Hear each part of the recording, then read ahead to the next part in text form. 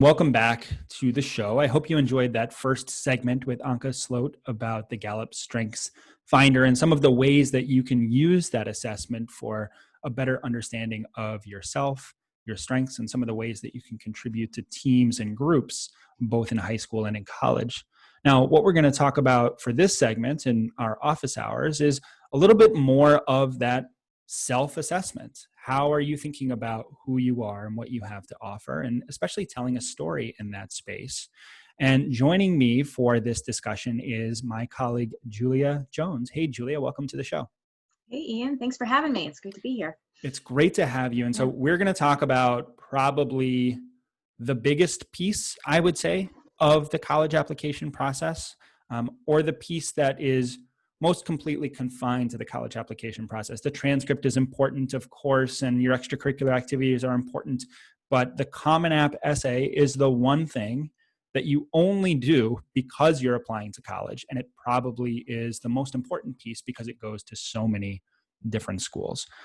So can you just introduce to our listeners, maybe if they are new to this process, or even if they're parents of younger students, 9th, 10th, 11th graders, they might not be familiar. What is the Common App essay? Sure. Well, the Common Application is an application platform. It's used by, I think, 900 colleges and universities now. And so it's a pretty standard, one application that you can use to apply to multiple colleges and universities. And the essay, so the main essay is one 650-word maximum kind of personal statement, personal essay that every college that you apply to on the Common App will get. And so, there may be other pieces of writing that you'll have to do for a specific college, but the Common App essay is the one piece that everybody gets. That's right. That's right. And I like to talk about, to use that example, kind of what you were talking about of the fact that it's the one piece of the application where students really get to talk in their own voice. Everything else in the application is being said about them. So I think that this is, sort of a unique opportunity for you to tell something about yourself in your voice. That's right. And you just used a few different terms to describe this one piece. And I just want to call attention to that. So Julia referred to this as a personal statement, a personal essay, the Common App essay. We want to think about these things as being interchangeable. This is fundamentally just an essay that is about you. It's not school specific, so it could be submitted to every school you apply to, and it might be used for different platforms as well. So we're talking about it from the context of the Common App because, as Julia pointed out, there are so many schools that are members of the Common Application. It's usually the first place that students go when they start to apply to college, but there still might be ways that you would use this to apply to the University of Washington using the Coalition, for example. Or you might use an essay that you wrote for the Common App for the Apply Texas application as well. So we want to sort of put that in there. Some of the advice we're going to talk about is not just for the Common App essay. This is about sort of that personal essay in general. So I'll put that disclaimer out there.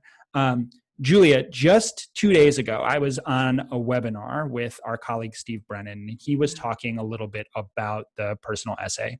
And he answered a question a little bit differently than I would have on the prompts. And I wanted to get your take on this. I think this is a really interesting way of starting. Do you have students start by looking at the prompts and thinking about where they might be able to provide an answer that's going to, resonate with them and tell their story? Or do you have students start by thinking independent from the prompts, what they would like to write about, and then bring a sort of essay idea to those prompts and find the best prompt to fit the piece they've written?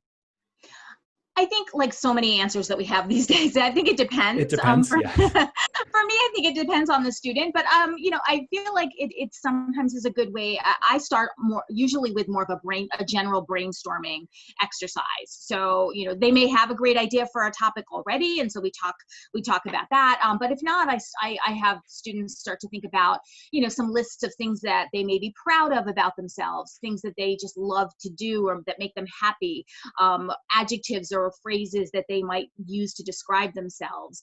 And then so that sometimes essay topics live in those lists, and we talk a little bit about that. If they're stuck, or if for some students that can be a really difficult starting place to start, the Common App topics are another great opportunity opportunity to brainstorm. And I think they are a little bit more structured. So for some students, if you need more structure, or if you really like the idea of having an actual, prompt to go through, and there's 7 really detailed prompts, that can be another really good strategy. So I kind of use a hybrid of both, but Yeah. I think that there are a lot of good ways to approach it, and I don't think there's a right way for every student. I'm glad that you answered in exactly that way, because Steve really goes heavy toward the prompts. And part of what you were sort of saying about structure is that he has found in his experience that many times when students start to write without a prompt, they don't have structure. It's a little bit of an aimless sort of description of a story. They don't quite know where to drill in. And so it feels like this sort of blob of text, and it doesn't have direction. For me, I often find that sometimes when students look at the prompts first, they get boxed into a particular kind of story and sometimes don't consider these other options. And so I like that you sort of are hybridizing that by saying, well, for some students, it might work to do this. For other students, it might work to do that. I think it's worth noting that just within the prompts, there's always been this one that says, some students have a background, identity, interest, or talent, that's a lot of stuff, that is so meaningful they believe their application would be incomplete without it. If this sounds like you, please share your story. So that I've always treated that as like a choose your own adventure sort of version of the prompt. I think any good essay is going to fit that question. Exactly. Honestly, if you're not doing that, telling your story, you're not writing the right. You got to go back and think about that. Yeah. And I've always used that as sort of a fallback when I talk to students. When they say, but wait, what prompt am I writing to? I'll say, well, we can look at that later, but just so you know, there is this one prompt that allows you to just cover anything you want. Yeah. And then they recently, I think just last year, added a new prompt, which is just share an essay on any topic of your choice, which is another choose your own prompt kind of piece. There are 1, 2, 3, 4, 5 that are kind of in the middle that I think are a little bit more specific. And I'll just sort of summarize them as the failure essay, the challenging a belief or idea essay, the describing a problem you'd like to solve essay, the accomplishment that sparked a period of personal growth essay, and then a topic, idea, or concept you find so engaging it makes you lose all track of time. Are there any of those prompts that you encourage students to avoid if possible? Or do you think that these are truly sort of all fair game for students? I think, again, for each student, there are going to be some students where they might have 3 ideas for one topic. And some students might be looking at the one about like, wow, I've never challenged a belief or an idea, or they think they haven't. And so they're like, they get stuck on that. So when I encourage students to really go through each one of them and really think and reflect on, is there something? It doesn't have to be a big thing. And sometimes it's the smaller examples that are the better essays anyway. But I think they all really are, great questions for the right student and for the right topic. So it's not, there's no one topic that I would steer away from within the Common App. There are obviously, some topics that maybe are a little overdone, but I think within each one, I think you can make a really interesting and compelling story if it relates to you. And so let's say we're talking to a student where we find they're really struggling with just getting started writing on a thing outside of the context of the prompts.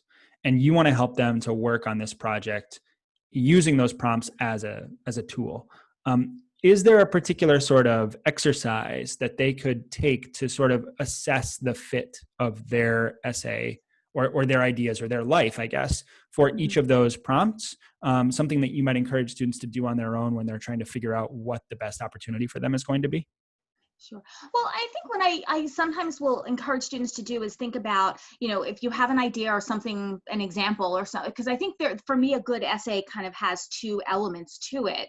And so I really encourage students to be thinking about, what examples from my life, what specific story can I tell that you want to reveal to a college, and think about it from a standpoint of, is this something that maybe colleges aren't going to know from other parts of my application? So, because I think that's very important too. Sometimes students get caught up in, I have to write about, and it's something that is connected in another way to an activity, and you don't. Sometimes it's not it's not forbidden, or it's not something that you shouldn't do, but it's also not something you have to do. Right. And, so I really encourage them to think about, what stories are you going to tell? And then what's the point? What's the message? What's the takeaway? And for some students, if they really are struggling with that, then it's, maybe write it down, as if it's kind of, have that be your, if you need to have a kind of a thesis statement, or it may not be something that you ever explicitly include in your essay. But I think it is something where you have to have that, so what, why is this important? What do Totally. you want an admissions officer to, to get from learning about this? You can tell an amazing story, but it's got to have that point and really that resolution there. So Exactly. I think that, so I feel like those two elements, if you're just brainstorming ideas, take it a step further and see, okay, does this point to a message? Is this something that I want colleges to know about me? And is this something that maybe, would be really unique and different, and different from other parts of my application, rather, in terms of, does this make me, does this come out of the application or pop out? Yeah, I think that so what piece is just so huge. And I think it's a place where a lot of students really get stuck. And I think it can both be, it can challenge certain kinds of chosen topics. It can also be really freeing for students, because I think in some sense, it challenges sort of the dramatic story. So let's say something really dramatic happened to you, where, there's a lot of tension and suspense, and it was just this remarkable thing, and particularly unique. But there's nothing about your life that followed that moment where you behaved or interacted differently or changed sort of who you were. In that sense, there's no real so what. It's sort of like you happen to have this experience, but there's no resonance in terms of the rest of your life. The way that it's freeing, I think, is that it sort of points to students and saying, you don't have to have something that is dramatic, traumatic, that was a huge challenge or an obstacle or a setback that you overcame in order to write this essay, because the goal is to sort of zero in on that so what. You're sharing something about who you are with a college admission officer, and everyone that writes an essay has a story to tell, has some set of characteristics that they can share. They have strengths, they have talents. And so let's figure out a story that helps to shine some light on those things. So we're sort of talking a little bit about topic selection. I'm realizing that we could talk for like 4 hours. What about kind of just the process of reviewing and editing? I want to think a little bit about some of the ways that you engage with, how effective is my essay on a first set of edits, and then who to sort of involve in the conversation. Let's speak just generally about that iterative process of writing the college essay. Sure. Well, I think that, so often students, and I, not just students, I mean, I do this too, is, when we're writing, we get so caught up in, okay, I'm going to write, this sentence and then edit it and go on, and you get stuck. And so I encourage students, in the initial draft, it's going to be rough, emphasis on rough draft. Yep.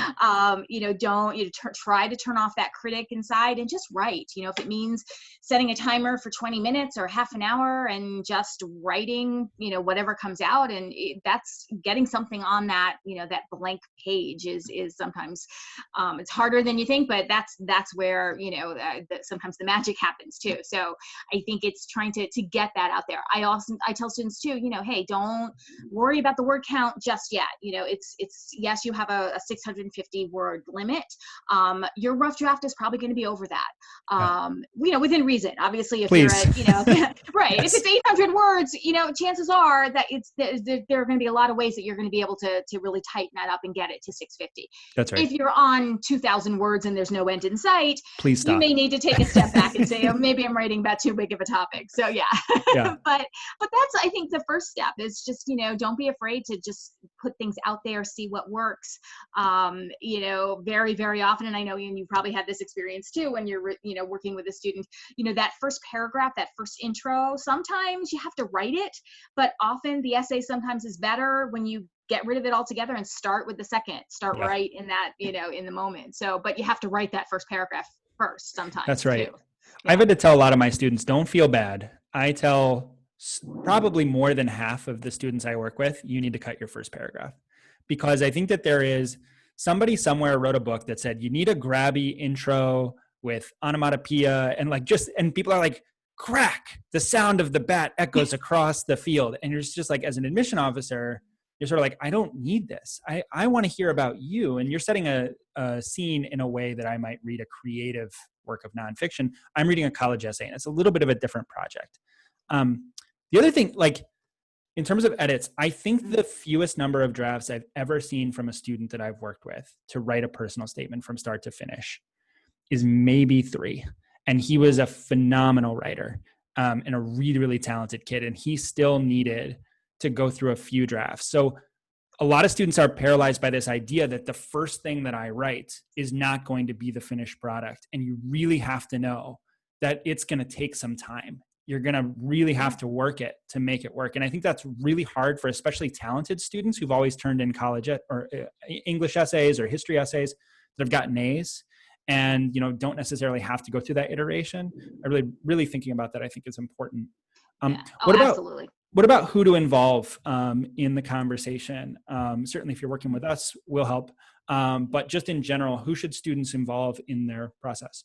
Well, I think that it depends on who you on the student, but I think finding that someone that you trust, someone that knows you, because I do think sometimes what you want to figure out is, okay, does this sound like me? Does this me well? Does this come across? That can sometimes be a parent, but sometimes a parent may not be the best choice just because of that dynamic. Right. Maybe it's a trusted friend or a tutor or a teacher even. So I think it is really giving someone who can kind of provide that constructive feedback and also the feedback about does this reflect who you are? That's right. And people who know you, I think it's always a great place to take it. And then maybe even somebody, one of our colleagues said it can be good to maybe share an essay with a person in your class who doesn't know you well at all and just ask what they're learning about you through this essay. So if you can find somebody that you both trust but don't know particularly well, that might be a good person to share with as well. Julia, there's so much more we could talk about here, but we're out of time. I know. Hopefully there have been some good tidbits for some of our listeners, but thanks for coming aboard to talk about this today. Thanks for having me. Take care. Folks, when we come back, we are going to talk about payment plans for that fall tuition. So you won't want to miss it.